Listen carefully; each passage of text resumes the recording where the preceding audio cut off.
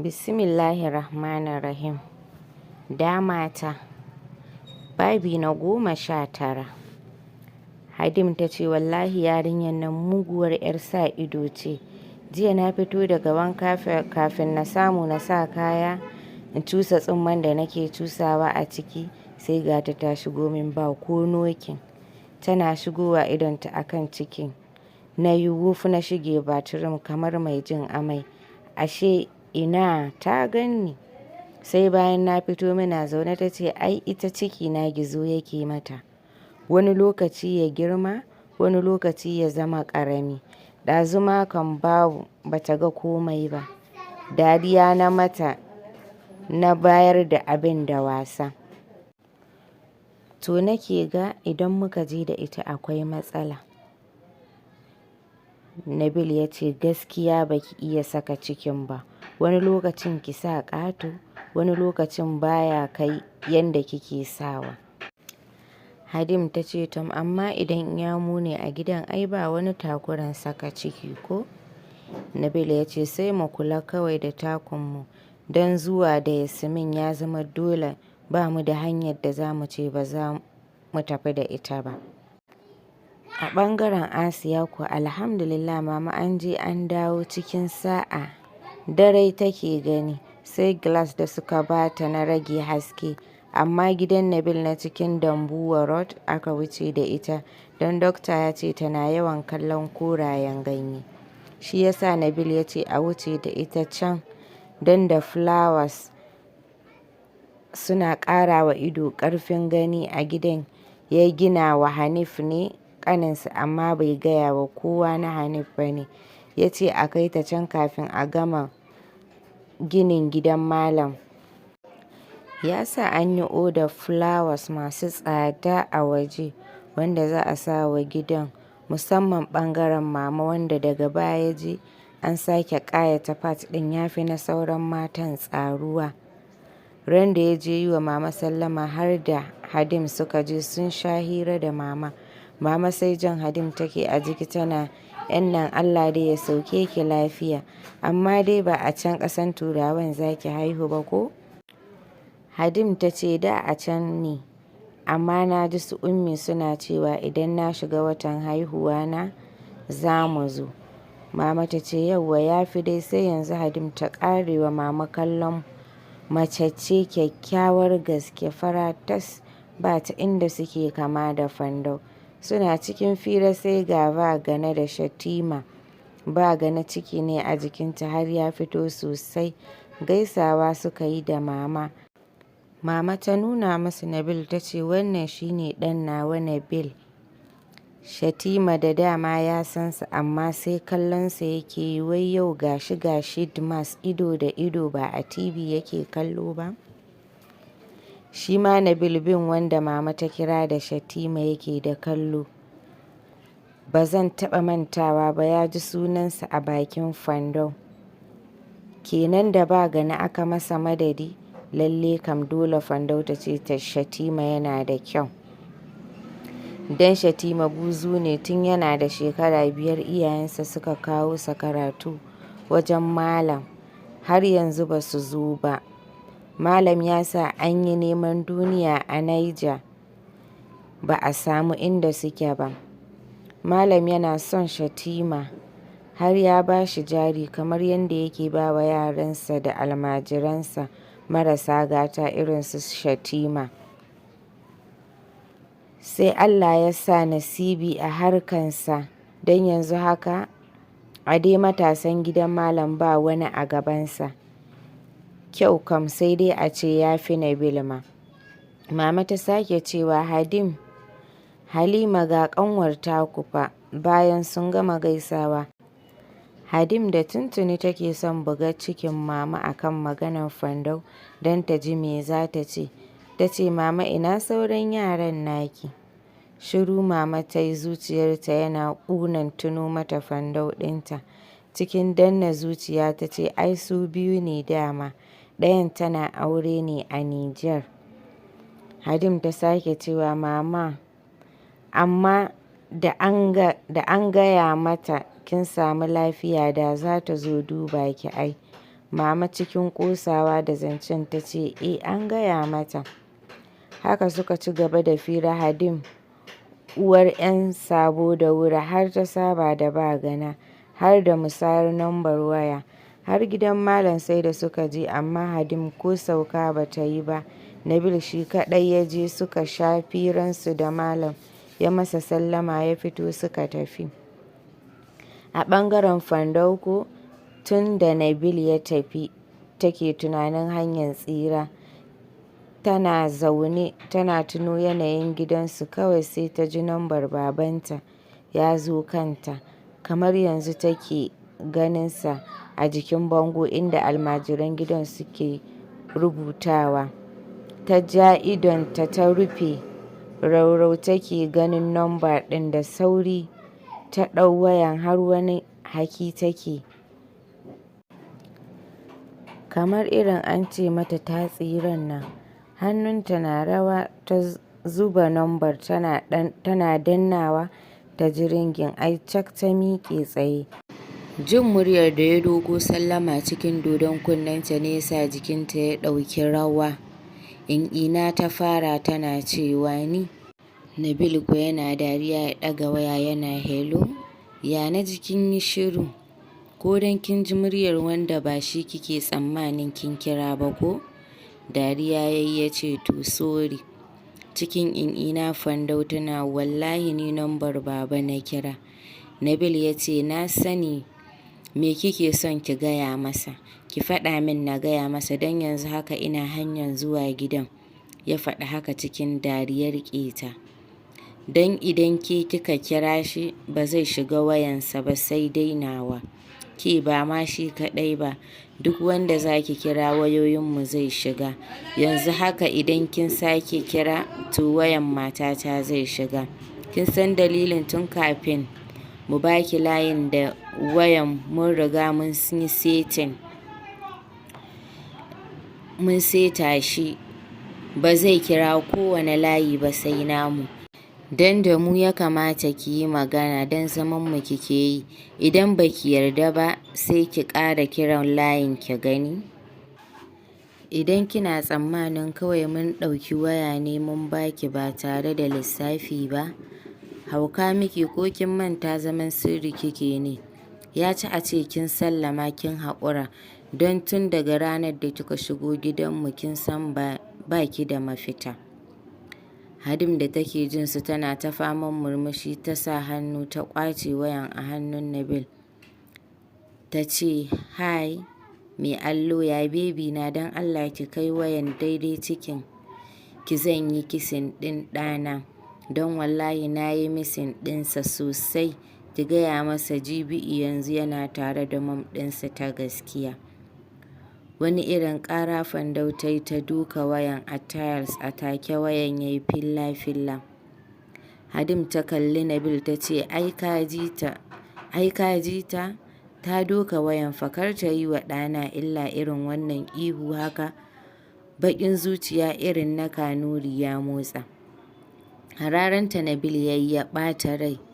Ta ce, "Sorry Kanuri." Nabil ya ce, "Har kunkuru zai yi wa bushiya ƙafa? Idan baƙin zuciya ne wa ya fi shuwa?" Ta ce, "Wai kai me yasa ka fi son yaren mahaifinka akan na mahaifiyarka ne?" Sai da ya yi fakin ya juya ya kalle ta ya ce, "Ni da uba nake ado." Tana yin jifa da wayan Fandau ta faɗa gadon kuka sosai ta fara don ta riga ta gama sa ran za ta bar gidan. Da ta ji lambar babanta yana ringin sosai take kuka tana juya kai. Tamkar yau abin ya fara faruwa a kanta take ji. Cikin dashewar murya ta fara magana, "Ya Rabbil alamina ya zan yi Allah ba ni da gata sai kai ya Allah. Ni mai laifi ce na yi wa uwata da ta sha wahalan cikina da naƙudata da renona da tarbiyyana laifi ya Allah. Ga shi nan tun ba a yi nisa ba ka fara saka mata. Don ni nawa ɗan idan na haifa ba ma zai san ni na haife shi ba. Wannan shi ne sakayyar mama. Allah ina neman afuwanka cikin alfarmanka kar ka bari su cutar da ƙwaƙwalwata. A ɓangaren su Nabil kuwa suna cikin jirgi ji yake ma jirgin kamar ba tafiya yake ba, kamar ya karɓa ya tuƙa yake ji. Ita ko Hadim ta kwanta a cinyarsa sai baccinta take shararawa. Tsaki Nabil ya yi ya kalli agogon har yanzu da sauran tafiya. Yasmin tana daga waje don shi Nabil a wajensu daban ne. Kowane jirgi ya hau ana ware masa waje na musamman, wajen da suke har da gado da dai ababen more rayuwa kamar ɗaki yake. Suna sauka Nabil ba wani bincike da ake masa sai dai ma girmamawa. Kulob ɗinsu suka turo motoci na taransa. 'Yan jarida sai faman cunkoson suna shishshige masa suke. Bai tsaya ba sai ɗaga hannu da yake har ya shiga mota. Hadim ce ma ta tsaya ba su amsa. Manyan abokansa ne suka raka su har General Falo. Masu aikinsa sun gama shirya dining kamar yadda suka saba a kowane zuwansa. Shi dai samansu ya wuce. A gurguje ya saki showa yana gamawa ya fito, komai bai shafa ba sai brush ɗin kansa da ya ɗanyi sama-sama. Ya ɗauko wani rigan Adidas ja da baƙin wando ya sa ya fito, ko turare bai tsaya shafawa ba. Tun kafin ya gama sakowa su Jofe yaransa suka fara masa kirari Shidmas. Shi dai kujera ya ja ya zauna sitin saman fandau, ko abincin cakala yake, ko firan da abokai suke yi ba kowa yake bawa amsa ba. Ba ma wani fahimtarsu yake ba, shi dai duk hankalinsa yana saman fandau. Da yake Turawa akwai fahimta. Da suka ga haka sun zata gajiya ne, duk suka mimmiƙe suna miƙa masa hannun za su tafi. Ko raka su sai da Hadim ta ga ba shi da niyyar tashi ta kamo hannunsa ya miƙe ta ce mu je ko? Suna dawowa daga rakiyan suka ga Yasmin tana jan jakar kayanta za ta yi saman fandau. Hadim ta ce, ke Yasmin, idan kina son kanki da lafiya kar ki ƙara yin hanyar wannan fat ɗin. Ga wancan can. Ko ki zo mu je a namu fat ɗin ki zaɓi ɗakin da kike so ko ki ɗauki wancan. Ta nuna mata wani saman da yake dama hawa 3 ne. Yasmin da dama tana tsoron saman ƙarshe, ko da su Jidda suka zo ba sa hawa saman ƙarshe don duk glass ne, ga shi da girma sosai. Shi yasa suke sauka a na tsakiya wanda fandau take ciki. Ta ce, a'a anti ba zan iya zama a sama tsololon can ba wallahi, kamar a waje mutum yake. Hadim ta ce, ai ko gara miki shi don da inda kika nufa. Don mu ma yanzu tsoron nan muke, don aljanu ne suke tsorata baƙi. Kwanaki da muka yi baƙi har sumar da wata budurwa suka yi. Ai Yasmin uwar 'yan tsoro, kafin Hadim ta ƙarasa ta saki jakan ta juyo gunsu da gudu tana haki. Ta ce, anti da aljani a gidan nan dama? Hadim ta ce, a'a babu. A sauran ɓangaren shi ma can ɗin muna shiga kullum akwai addu'a da aka bamu muna yi idan mun shiga, amma ban da baƙo don sun ce ba sa son baƙo. Yasmin ta ce, a'a anti ba zan shiga ba, naku zan je. Dariya Hadim ta yi ta je ta ɗauko mata jakan, shi ko Nabil ya yi gaba. Da suka hau wani ɗakin da yake falon farko, Hadim ta nuna wa Yasmin ta ce, nan za ki shiga, kin ga kina jin motsinmu ko? Hadim wanka ta shiga, shi ko ya riga ya yi nasa. Bayan Hadim ta fito tana ta faman shirinta, ta shafa wannan ta goga wancan. Nabil don haushi ma kwanciyarsa ya yi, don gani yake kamar son ja masa rai take, ba abin da yake son gani irin ya ga fandau. Sai da ta gama komai nata ta sa rigar baccinta ta same shi a kwance. Ta ce, gaskiya ni dai ina son zuwa duba bebi na, don na ga kai da alamun gajiya, ka huta kawai. Da sauri ya buɗe idonsa yana kallonta har ta kusa bakin ƙofa ya ce, au, kuma rowan bebin ake min ne, ba za a nemi rakiya na ba? Ta ce, ai na san halinka na gwasalewa tun da kana cikin gajiya, musamman da na ga kana wani jan ƙanshi, shi ya sa ma ban neme ka ba. Nabil ya ce, ba wani kina son fara yi min rowa ne. kin ga ya kusa zuwa ko? Ya faɗi haka yana miƙewa. A ɓangaren Fandau kuwa, doguwar riga ne a jikinta marar hannu iya ƙasan gwiwa, ya bi jikinta sosai, ga cikin nan ya fito ya yi das, ta taje kanta ya kwanto mata duk da ba dogo ba ne, amma gyaran ya yi sai sheƙi yake, da gani ka san an kashe masa kuɗi. A hankali take kurɓan tea ɗin tana lashe leɓenta jajaye kamar ta sa jan baki, sai sheƙi yake. Da wani oil lips da Nabil ya siyo mata mai tsada yana rage girman leɓe ya sa su zama jajaye, sai tsada. Yanda take kurɓan tea ɗin da yanayin zamanta da shiganta za ka iya rantsewa mai digiri ce ko wanda ta waye. A haka ta ji shigowansu kai tsaye ɗakinta suka nufa. Ba su ganta ba, don dainin ɗin babban falon nata ya shiga ɗan lungu. Kin duba sauran ɗakunan ne? Hadim ta ce ba ta nan fa. Nabil ya ce kicin fa. Ta ce ba fa inda ban duba ba, na ga ka ɗauki abin da wasa, wallahi ba ta ciki.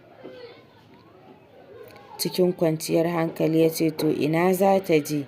Ke ma kin san ko aljani bai isa ya fita a wannan fat ɗin ba, sai da saninmu. To tana nan ki dai duba duk bathroom ɗin da bedroom ɗin na fat ɗin. Ai Hadim har wardrobe sai da ta duba. Cikin kiɗima ta zo ta ce wa Nabil wallahi ba ta nan, mun shiga uku. Nabil ma a wannan karan ya ɗan tsorata, tare suka sake dubawa. Aiko suna fita babban falon suka ganta ta ɗaura ƙafa ɗaya kan ɗaya tana faman jijjiga ƙafa a kan wani kujera na ƙarfe tana cin kwakwanta. Hadim gabanta ne ya mugun faɗuwa ganin yadda Fandau ta yi wani kyau. Fatanta ta sake gogewa, duk inda 'yar gayu ta kai to wannan ta kai. Amma da ta tuno an ce mace mai ciki tana ƙara kyau, sai bata sa wani Nabil yana kawo mata abubuwa a ɓoye ba. Shi ko Nabil cinyoyinta da rigan ya ɗan zame kawai yake bi da kallo.